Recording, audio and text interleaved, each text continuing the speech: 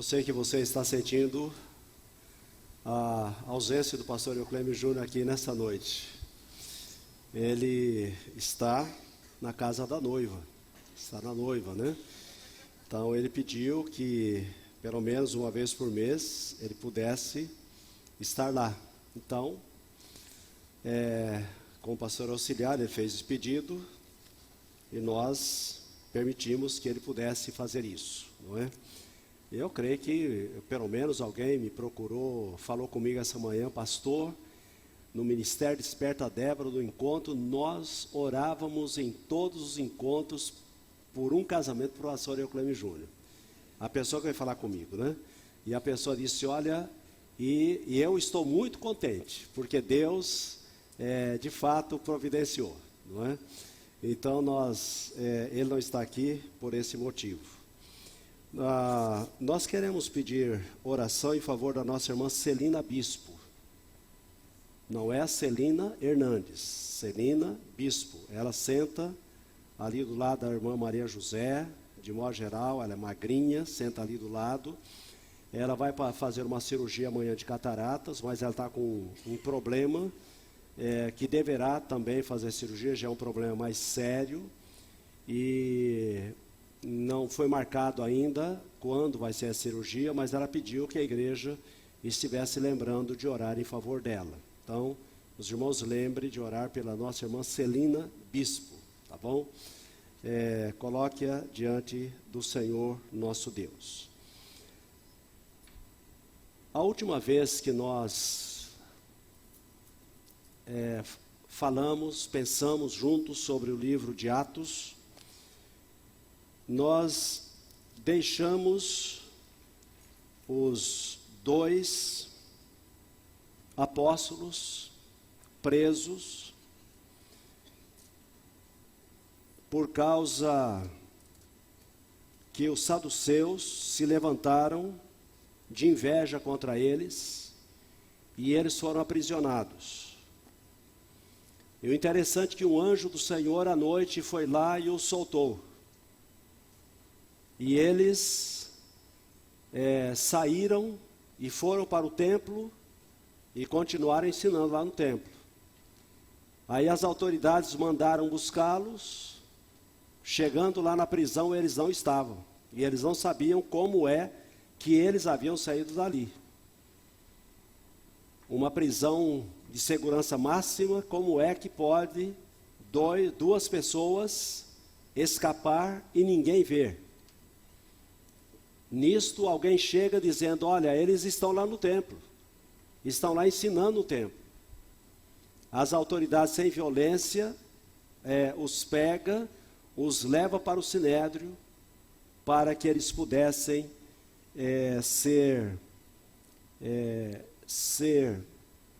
questionados e quem sabe julgados naquela hora. Então, Atos capítulo 5, nós vamos ler a partir do versículo 33. Atos capítulo 5, a partir do versículo 33. Conselhos certos para evidências erradas. Atos capítulo 5, a partir do versículo 33. Ouvindo isso, eles se enfureceram e queriam matá-los. Eles quem? Está no versículo 17. O sumo sacerdote e todos os que estavam com ele, isto é, o grupo dos saduceus, que se levantaram e, tomados de inveja, acabaram prendendo eles. Então, ouvindo, se enfureceram e queriam matá-los. Então, certo fariseu, versículo 34, chamado Gamaliel, doutor da lei, respeitado por todo o povo, levantou-se no sinédrio e mandou que aqueles homens saíssem por um momento. E prosseguiu, homens israelitas, tende cuidado com o que estáis para fazer a estes homens, porque há algum tempo surgiu Teudas, dizendo ser alguém. A ele se ajuntaram uns 400 homens, mas ele foi morto, e todos os que lhe obedeciam foram dispersos e reduzidos a nada. Depois dele, nos dias do recenseamento, surgiu Judas o Galileu, e desencaminhou muitos que o seguiram. Mas ele também morreu, e todos os que lhe obedeciam foram dispersos. Agora vos digo, afastai-vos desses homens e deixai-os livres, pois se este projeto ou esta obra for dos homens, se desfará. Mas se é de Deus, não podereis derrotá-los, para que não sejais achados combatendo contra Deus. Então concordaram com ele, e chamando os apóstolos, aplicaram-lhes chicotadas e ordenaram que não falassem em nome de Jesus. Então os soltaram. E eles retiraram-se diante do sinédrio, alegres por terem sido julgados dignos de sofrer afronta por causa do nome de Jesus. E todos os dias, no templo e de casa em casa, não cessavam de ensinar e de anunciar Jesus Cristo. Amém?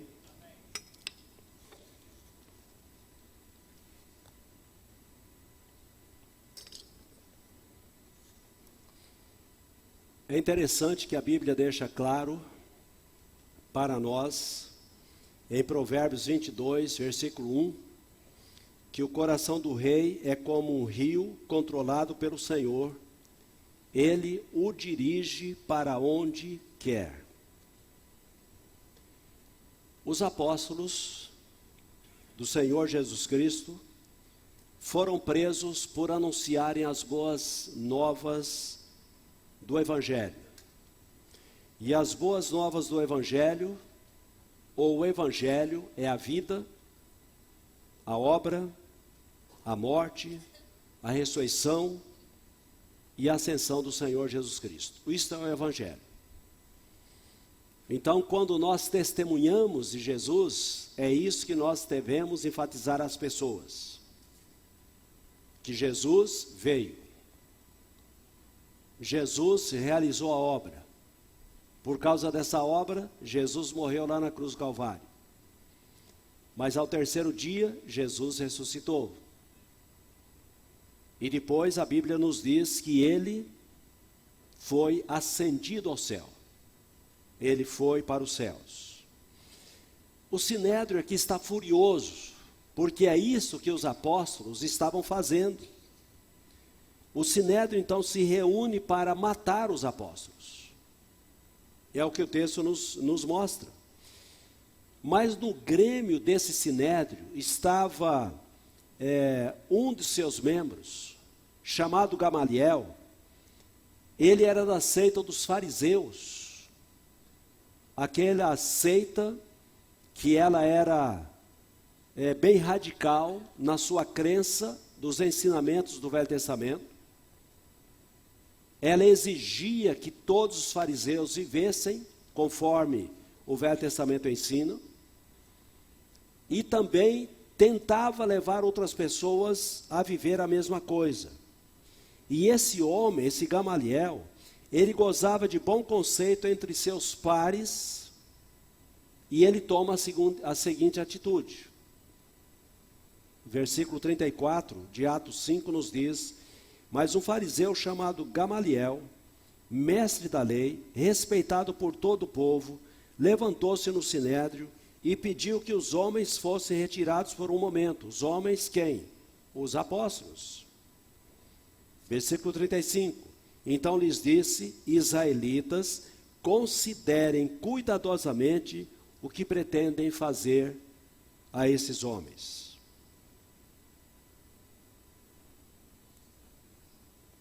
É interessante que Gamaliel, ele foi uma pessoa que deu um conselho para o sinédrio do qual ele fazia parte. Mas o conselho de Gamaliel, ele foi imprudente e perigoso, mas o Senhor Deus usou o conselho de Gamaliel para livrar os apóstolos da morte. A gente vai entender depois porque é imprudente e perigoso. Apesar de Gamaliel usar uma lógica fria, no calor da emoção que estava sendo vivido ali dentro do sinédrio, a abordagem dele foi errada. apesar dele dizer, olha, solta esses homens, se afasta desses homens, apesar do conselho que ele deu. Veja por quê. Versículo 36, ele vai começar a mostrar alguns fatos históricos. Há algum tempo apareceu Teudas, reivindicando ser alguém, e cerca de 400 homens se juntaram a ele. Ele foi morto, todos os seus seguidores se dispersaram e acabaram em nada. Depois dele, versículo 37, nos dias do recenseamento apareceu Judas, o galileu, que liderou um grupo em rebelião. Ele também foi morto e todos os seus seguidores foram dispersos. O interessante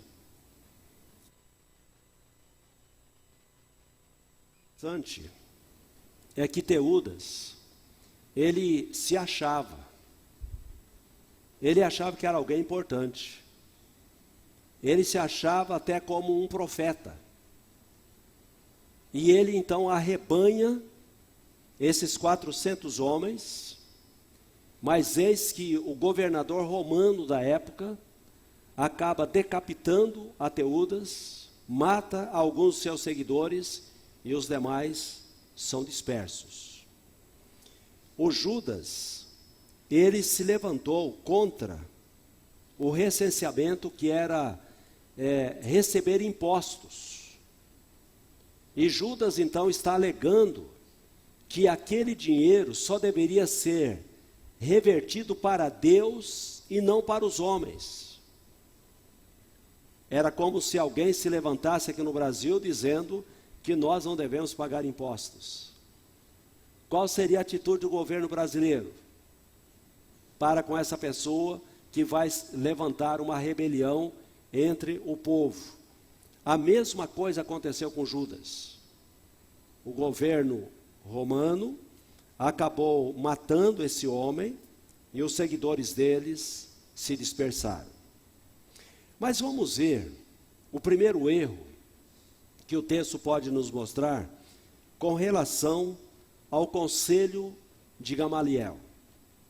Primeiro erro, ele colocou Jesus na mesma categoria desses rebeldes. A mesma coisa ele fez. Ele colocou Jesus na mesma categoria dos rebeldes, que significa que ele havia rejeitado as evidências de Jesus.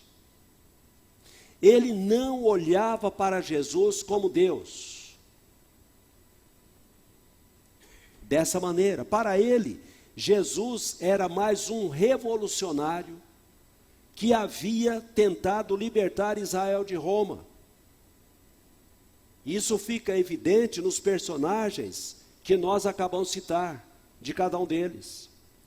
Teudas, além ele de achar que ele era alguém importante, era uma pessoa que era mágico, se considerava um profeta, havia levado os seus seguidores até o Rio Jordão, e ele prometia para eles que ele iria dividir as águas do Jordão. Era essa a palavra dele. Então o governo romano acaba dizendo: esse homem vai causar problemas sérios para nós, e tira a vida desse líder revolucionário. Judas, como nós dissemos, ele se rebelou no ano do censo, realizado pelo governador Quintino, no ano 6 depois de Cristo. E o propósito desse censo era ordenar os impostos. Judas, ele era um fanático que tomou a posição de que Deus era rei de Israel. De fato, Deus era e é rei de Israel. E a ele, dizia Judas, a Deus somente, se devia pagar tributo, e não para seres humanos. E todo imposto além desse que deveria ser pago para Deus, era ímpio, e pagá-lo seria blasfêmia contra Deus, blasfemar contra Deus. Então, essa era a pregação dele, para que o povo não pagasse impostos para Roma. E ele então tratou de fazer uma revolução, mas foi fracassado nessa revolução. Agora, será que Teudas e Judas o Galileu fizeram as mesmas coisas que Jesus? Eles ressuscitaram mortos como Jesus ressuscitou? Será que eles disseram as mesmas coisas, ensinaram as mesmas coisas que Jesus ensinou? Por exemplo, Jesus disse: bem-aventurados serão vocês, quando por minha causa os insultarem, perseguirem e levantarem todo tipo de calúnia contra vocês. Ele disse isso? Não, eles não disseram isso, mas eles levantaram o povo contra o Império Romano. Ou será que eles disseram mais aos seus seguidores: não resistam ao perverso, se alguém o ferir na face direita, oferece-lhe também a outra? Eles ensinaram isso. Como é que pode colocar a Jesus no mesmo pé de igualdade desses dois revolucionários? Ou será que ainda eles ensinaram aos seus seguidores: amem os seus inimigos e orem por aqueles que os perseguem? Jesus deveria, as evidências com relação à pessoa de Jesus Cristo, deveria ser colocado no mesmo pé de igualdade desses dois revolucionários? Biblicamente não. As evidências demonstram que Jesus não é semelhante àqueles dois revolucionários. Mas não é o que acontece nos nossos dias também? A mesma coisa tem acontecido. Os partidos de esquerda, por exemplo, do Brasil, têm colocado a Jesus como um revolucionário. Se nós olharmos para a cartilha desses partidos, onde é que Jesus se encaixa ali? Eu diria mais, não somente partidos políticos, mas também alguns chamados evangélicos acabam fazendo a mesma coisa. Eu não vou citar nomes deles, mas temos vários deles colocando Jesus na mesma posição de que Gamaliel estava colocando com relação a Teudas e com relação a Judas o Galileu. Alguns colocam Jesus como, nos nossos dias, como um revolucionário, os revolucionários contemporâneos a nós. O que Jesus tem a ver com esses revolucionários? Não tem nada a ver. A pregação dele não foi a pregação desses revolucionários. A mensagem de Jesus não foi a mensagem desses revolucionários. Jesus deu a vida dele para transformar a vida do ser humano. A revolução de Jesus é uma revolução interna no ser humano. E se o ser humano for transformado no seu coração, o ser humano se transforma socialmente também. Ele passa a amar o seu próximo. Ele passa a abençoar o seu próximo. Ele não odeia. Ele não vai ter inveja. Ele não vai viver tantas pecaminosidades, porque o Senhor Jesus é Deus. Ele veio para transformar o ser humano. Então Gamaliel, ele errou nesse sentido. Se você que está aqui nesta noite tem colocado Jesus ao mesmo pé de igualdade de revolucionários humanos, olha, você não conhece a Jesus ainda, e você precisa conhecê-lo. Jesus é Deus, Jesus te ama, Jesus quer revolucionar o seu coração, quer revolucionar a sua vida, quer transformar o seu ser, quer fazer de você uma nova criatura. É isso que Jesus deseja fazer. Ele não quer arrebanhar pessoas para lutar contra o governo. Não é isso.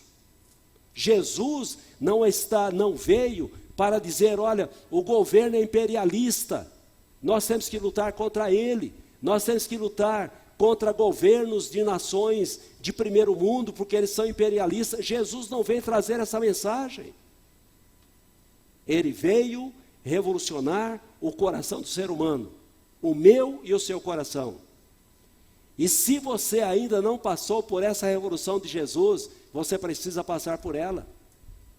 É isso que Jesus deseja fazer em cada um de nós. O segundo erro desse conselho, partir do pressuposto que a história se repete. Atos capítulo 5, versículo 38. Portanto, nesse caso, eu os aconselho. Gamaliel está dizendo, deixem esses homens em paz e soltem-nos. Se o propósito ou a atividade deles for de origem humana, fracassará. Gamaliel está dizendo, olha, a história se repete.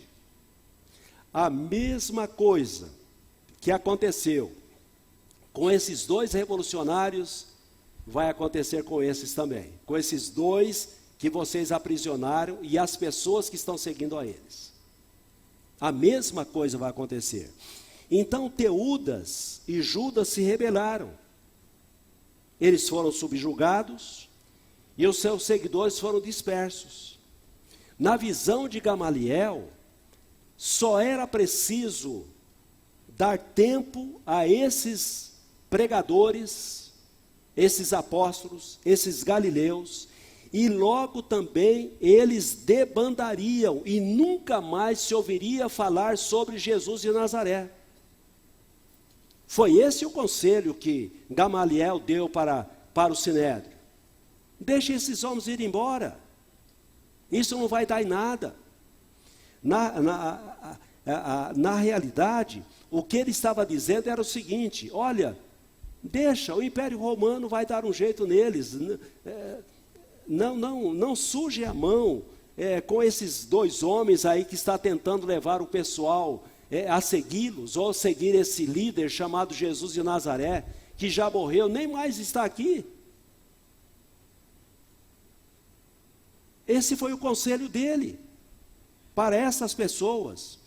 É verdade, a história é cíclica, mas nesse caso, no caso de Jesus, o líder revolucionário que revolucionou o mundo através do amor, da transformação das pessoas no seu coração, fazendo as novas criaturas, transformando o seu interior para que o exterior também fosse transformado.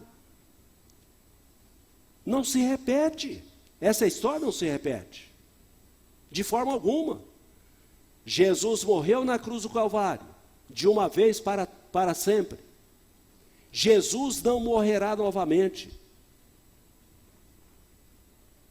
Lembremos isso, essa história não se repete. Por quê? Quando Gamaliel usa as evidências apropriadas, ou quando nós usamos as evidências apropriadas, é possível provar que quase qualquer fato histórico usado na história se repete, mas o fato de Jesus não se repete.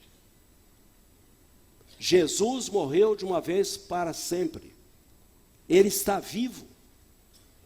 E essa obra de Jesus vai continuar, enquanto esse mundo for mundo, enquanto ele não retornar, enquanto o número daqueles que devem ser salvos ainda não for concretizado, essa obra vai continuar. E ninguém pode barrar essa obra. Ninguém. Governo nenhum pode barrar essa obra. Então o nascimento, a vida, a obra, a morte, a ressurreição e a ascensão de Jesus Cristo jamais aconteceram antes e nunca se repetirão. Jamais aconteceram e não se repetirão, de forma alguma. Deus havia entrado na história e visitado a terra através de Jesus. Deus veio para mudar a nossa história. Deus veio para transformar a história da sua vida, a história da minha vida. Jesus veio para isso. Então, por esse motivo, esse conselho que Gamaliel deu, partiu do pressuposto que a história se repete, mas quanto a Jesus não se repete. Pode ter certeza disso. O nosso Jesus é vitorioso. Ninguém pode ir contra ele. Todo o poder me foi dado nos céus e na terra, Jesus disse. E ele disse, vai e anuncie isso para todo mundo. Aqueles que crerem, sejam batizados em nome do Pai, do Filho e do Espírito Santo. E ensine-os a guardar todas as coisas que eu vos tenho mandado. Essa obra continua. O bastão está sendo passado de um para o outro. Ninguém pode barrar essa obra. Mas o terceiro erro que Gamaliel cometeu foi: se algo não é de Deus, não dá certo. Foi o que ele disse. Versículo 39 do capítulo 5 de Atos. Se proceder de Deus, vocês não serão capazes de impedi-los, pois se acharão lutando contra Deus. É parte do conselho de Gamaliel. Se proceder de Deus, vocês não serão capazes de impedi-los, ele está dizendo para o Sinédrio, pois se acharão lutando contra Deus. A essa posição, nós não podemos de forma alguma crer nela, nós não podemos levá-la em conta. Sabe por quê? Porque a natureza pecaminosa humana e a presença do diabo no mundo faz tantas coisas que elas permanecem. Não é verdade? Elas permanecem. Isso é fato ou não é? Nós podemos perceber isso. Alguém afirmou, fez a seguinte afirmação, que enquanto a verdade está calçando seus sapatos, a mentira já deu uma volta ao redor do mundo. Em outras palavras, a mentira, ela voa, enquanto a verdade está caminhando. A mentira voa. Isso é um fato. E aí nós olhamos, nós que estamos do outro lado, nós olhamos e dizemos, olha, não tem jeito para esse mundo. Não é isso que muitas vezes nós falamos? Não tem jeito. A coisa está complicada. O que a gente vai fazer? E quem sabe você até tenta esmorecer com relação a testemunhar de Jesus. A maldade é muito grande. Não é isso que passa pela cabeça de cada um de nós? Mas, amados irmãos, no final, a verdade de Deus será vitoriosa. Mas enquanto isso, o diabo, ele pode e ele mostra extremamente forte em influenciar as multidões. Ele é alguém assim. Liga a televisão para você ver, principalmente no período da tarde. Você só vê maldade, o diabo atuando de maneira extrema na vida das pessoas. Eu não assisto, mas aqueles que assistem novela, não deveriam assistir, mas aqueles que assistem, eu tinha uma professora que dizia que isso é cultura também assistir novela. Uma professora de história. Que é cultura assistir novela, não sei que cultura, né? Mas o que é que se aprende, o que é que se vê? nas novelas, a gente olha, não tem jeito, o diabo está aí.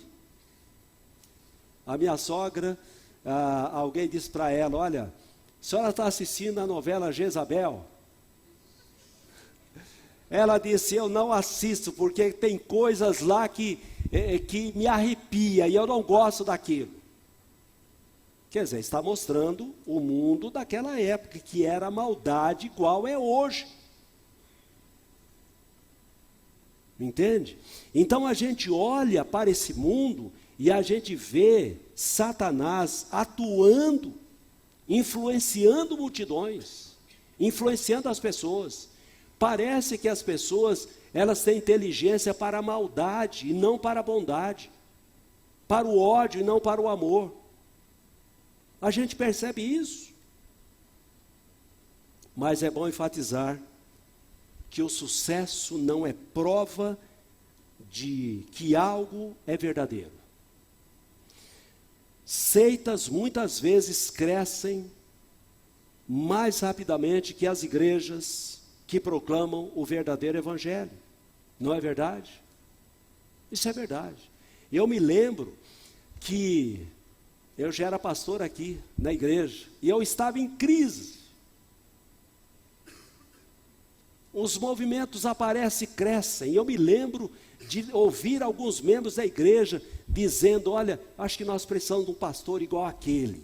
A igreja está lotada, está bombando, e a nossa igreja não vai.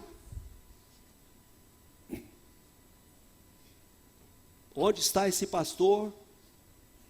Onde estão as pessoas que estavam abarrotando aquele templo, que não havia espaço para a gente entrar lá? Onde ele está? Eu estou fazendo uma autocrítica, para que nós abramos os nossos olhos. Sabe por quê? Porque esse campo de batalha, em que a verdade e o engano travam combate, tem-se a impressão de que a verdade está sendo sufocada, enquanto a mentira arrogantemente está assentada sobre o seu trono. Isso não é verdade. Aparenta, mas não é verdade. Nós precisamos estar atentos a isso. Quanto tempo o Sinédrio deveria esperar para saber se o movimento cristão sobreviveria? Quanto tempo será? Quanto tempo? Que provas seriam usadas para verificar se estava ou não sendo bem sucedido aquele movimento? Quais seriam as provas? Como é que eles poderiam agir? Nós vamos ver ao longo do livro de Atos que esse sinédrio, muitas vezes eles tomam atitudes violentas contra os cristãos. Sabe por quê? Porque a Bíblia diz que começou com 12, de repente era 120, quase 3.000. Aí a igreja, aí o livro de Atos vai falando de 5.000. E daí para frente, o livro de Atos não conta mais números. Porque muita gente estava se convertendo a Jesus. Esse movimento não é um movimento humano. Não é um movimento de uma pessoa carismática, que por causa dela cresce, mas é por causa de Jesus, da obra de Jesus. Essa é a razão. Por esse motivo é que Gamaliel, ele errou, dizendo se algo é de Deus não dá certo, porque tem muita coisa que dá certo que não é de Deus. Eu tenho ficado abismado, quantas pessoas estão aí vendendo produtos que de fato não têm as qualidades que o rótulo está dizendo que aquele produto tem. E não tem dado certo. Quanta gente tem ficado enriquecido dessa maneira? Quantas pessoas, até ela ser descoberta? Dá certo sim. Tem igrejas que estão se levantando aí, a igreja que está pregando a mensagem, que defende a teologia inclusiva, essas igrejas estão crescendo. Mas nessas igrejas, Jesus Cristo não é o Salvador.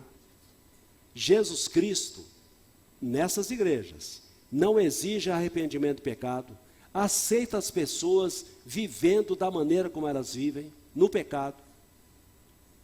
E essas igrejas estão crescendo.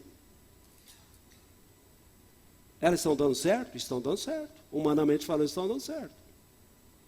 Estão arrebanhando muita gente. E algumas nós as conhecemos, que fazem parte dessa igreja. Ou dessas igrejas, que defende a teologia da inclusão. Mas essa teologia da inclusão não está na Bíblia. Mas eles usam a Bíblia, ou versículos da Bíblia, fora do contexto, para dizer que eles são bíblicos. Eles estão fazendo isso. Então nós precisamos estar atentos a isso. A obra, se essa obra não é de Deus, ela não vai dar certo. Dá certo sim. Pode ter certeza que dá certo. Terceiro erro, o incentivo à neutralidade. A maior deficiência que a gente pode ver nesse texto do conselho de Gamaliel foi a sua motivação. O motivo porque ele deu esse conselho. Gamaliel incentivou a neutralidade ao sinédrio quando o sinédrio estava diante de uma situação de vida ou morte, que exigia uma decisão. O sinédrio precisava tomar uma decisão, naquele momento. O que Gamaliel disse? Olha, sejam neutros. Deixa a coisa correr. Vamos ver o que acontece lá na frente. Foi esse o conselho dele. Vamos esperar para ver o que acontece. Normalmente, não é uma forma de neutralidade essa? Sim.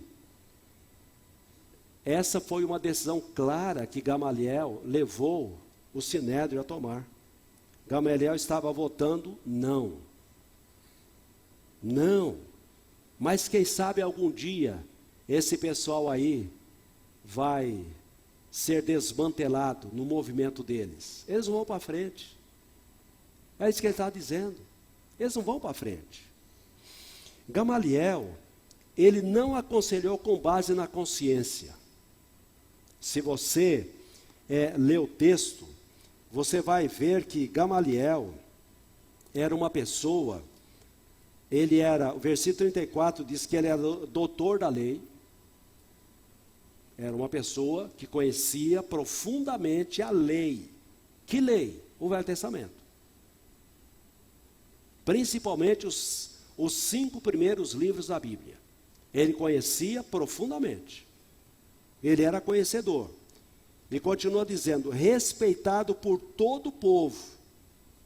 Então, era um homem que ele conhecia a lei. Mas é interessante que a lei, ela aponta para Jesus. A lei aponta para Jesus. Aponta para o ser humano no seu esforço, que com esforço humano, o ser humano não consegue agradar a Deus, e o leva a reconhecer que o seu esforço é insuficiente para alcançar os céus, e que ele precisa de um Salvador. A lei faz isso. A lei leva o homem a entender que ele não tem condições, mas tem alguém que tem condições. Deus pode fazer isso.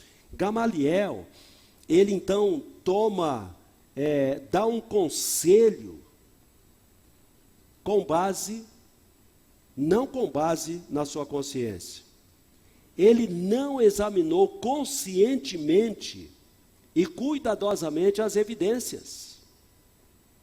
Porque se ele tivesse olhado as evidências, ele perceberia que Jesus é Deus, que aquelas pessoas que estavam proclamando a Jesus, estavam proclamando o Salvador do mundo.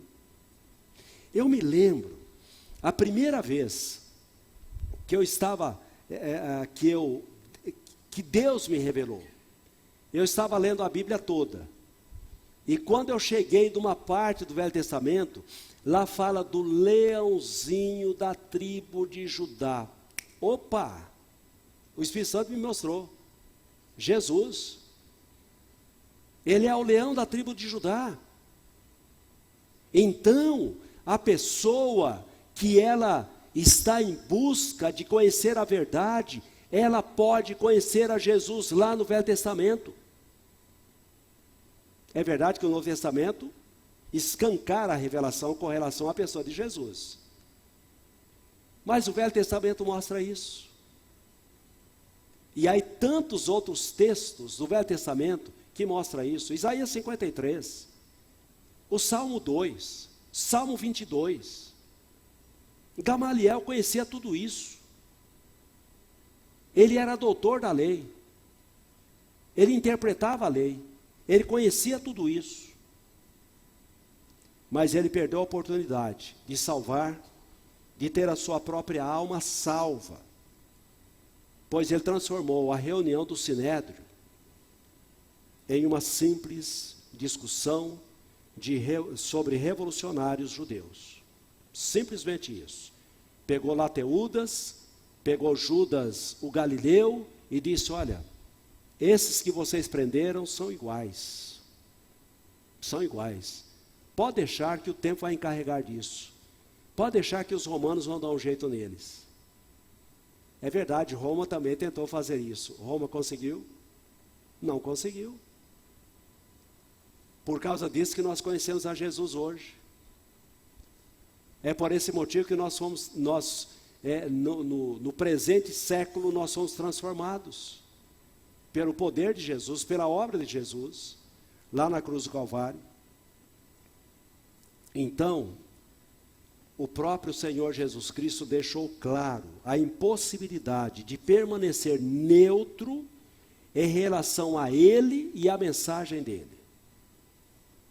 Jesus disse em Mateus 12:30, aquele que não está comigo, está contra mim, e aquele que comigo não ajunta, espalha. Ou a pessoa está com Jesus ou não está com Jesus. Essa é a realidade. E o Sinédrio também conhecia as palavras do profeta Elias. O Sinédrio também conhecia as palavras do profeta Elias. 1 Reis 18:21. Até quando vocês vão oscilar entre duas opiniões? Se o Senhor é Deus, sigam-no.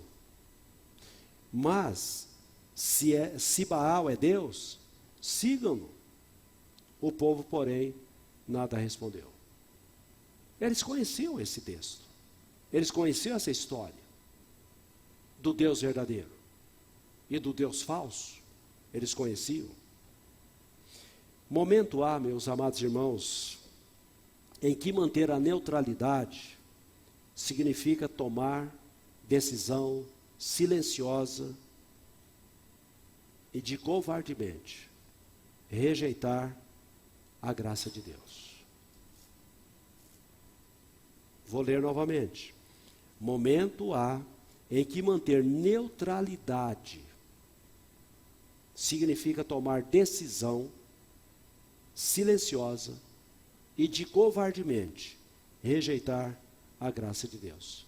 Foi o que Gamaliel fez. Ele perdeu a oportunidade para si mesmo, e ele perdeu a oportunidade porque aquelas pessoas do Sinédrio o respeitavam. O tinha como autoridade maior do que todos os demais que ali estavam. Ele perdeu a oportunidade dele, pessoalmente, reconhecer quem era Jesus e de ser instrumento de Deus para levar essa revelação aos seus pares ali no Sinédrio. Interessante que na lista de pecados, que levam as pessoas para o inferno, veja qual encabeça a lista. Apocalipse 21:8 tem uma lista de pecados que leva a pessoa para o inferno. Mas o primeiro pecado, o versículo começa dizendo o seguinte: mas os covardes. Mas os covardes. O lugar deles será no lago de fogo que arde com enxofre. Esta é a segunda morte. A segunda morte é o inferno. A segunda morte é o inferno. A primeira morte é para aquelas pessoas que aceitaram a Jesus como Senhor e Salvador da sua vida. Elas tiveram a oportunidade em vida, aceitaram a Jesus como Senhor e Salvador, e essas pessoas ressuscitarão ou serão arrebatadas para encontrar com o Senhor Jesus nos ares. Quem não passar por isso, pelo arrebatamento, ou pela primeira ressurreição, vai provar a segunda morte. E a segunda morte é o inferno. É o que a Bíblia mostra para cada um de nós. Então, meus irmãos, pessoas que têm conhecimento da verdade, que conhecem a verdade, mas ficam com medo de assumir uma posição, a Bíblia chama de covardes. E a Bíblia diz que os covardes não entrarão nos céus.